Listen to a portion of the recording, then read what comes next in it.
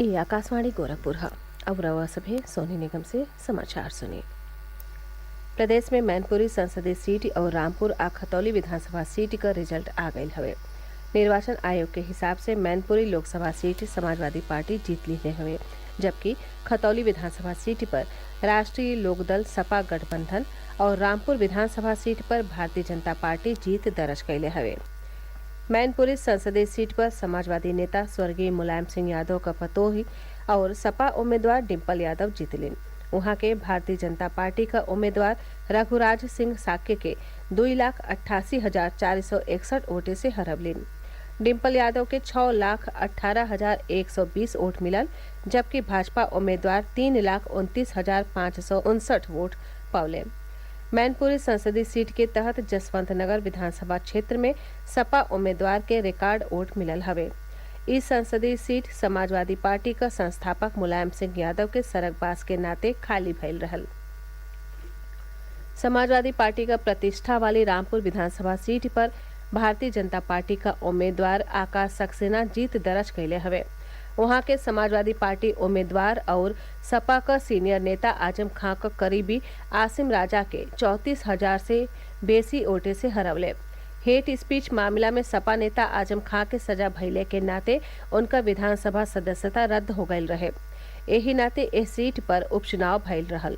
आजम खां रामपुर विधानसभा सीट से 10 बेर विधायक रह चुकल हवे। इस सीट के समाजवादी पार्टी का परंपरागत सीट मानल जाला।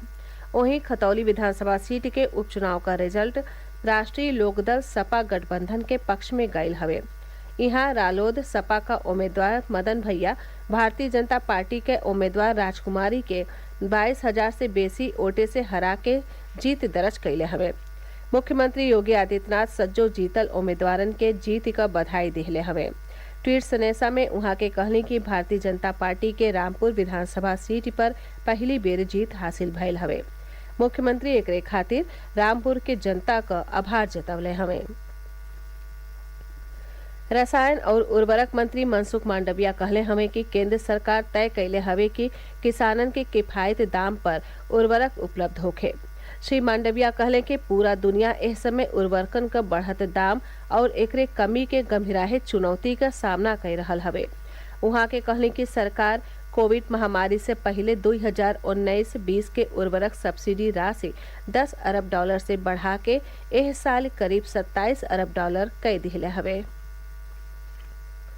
राज्यसभा का सभापति जगदीप धनखड़ सदन के सदस्यन के अनुरोध कैले हवे कि भारत के G20 संगठन के अध्यक्षता के बारे में आपन सुझाव और प्रतिक्रिया उन्हें भेजे। श्री धनखड़ कहले कि इस सुझाव जुड़ल मंत्रालयन और विभागन के आगे भेज दिहल जाये। वहाँ के कहले कि G20 के तहत आयोजित होखे वाले कार्यक्रमन में भारत के पुरान विरासतों के अहमियत दिहल जाये। राज्य परिवहन निगम के बसन में यात्रियन के टिकट खातिर डिजिटल भुगतान का सुविधा मिलल शुरू हो गयल हवे। प्रदेश का परिवहन राज्य मंत्री स्वतंत्र प्रभार दयाशंकर सिंह लखनऊ में बतौले कि रोडवेज यात्री कौनहो UPI ऐप, पेटीएम, गूगल पे, फोन पे, भीम ऐप के जरिए टिकट ले सकेले।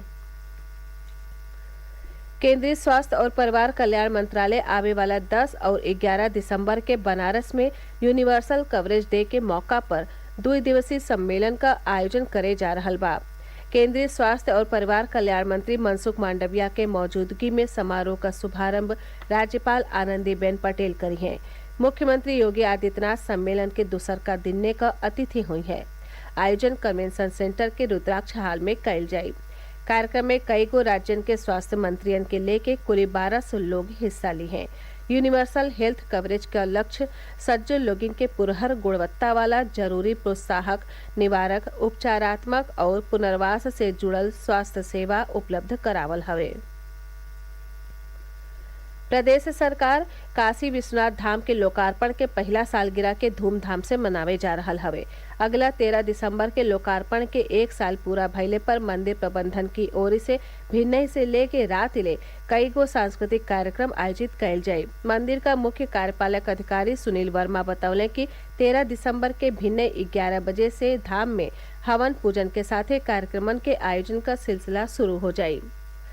काशी हिंदू विश्वविद्यालय का 102वें दीक्षांत समारोह का आयोजन आवे वाला 10 दिसंबर के विश्वविद्यालय के स्वतंत्रता भवन सभागार में कइल जाये। विश्वविद्यालय का कुलपति प्रोफेसर सुधीर कुमार जैन संवाददाता लोगन से बतियावत कहले कि कोरोना महामारी के नाते करीब 3 साल के अंतराल के बादे आयोजित कइल जा रहल दीक्षांत समारोह में 2020, 2021 और 2022 में डिग्री पूरा करे वाले 37,896 विद्यार्थियों के उपाधि दिहल जायी। एकरे साथ ही इस समाचार बुलेटिन पूरा भइल। नमस्कार।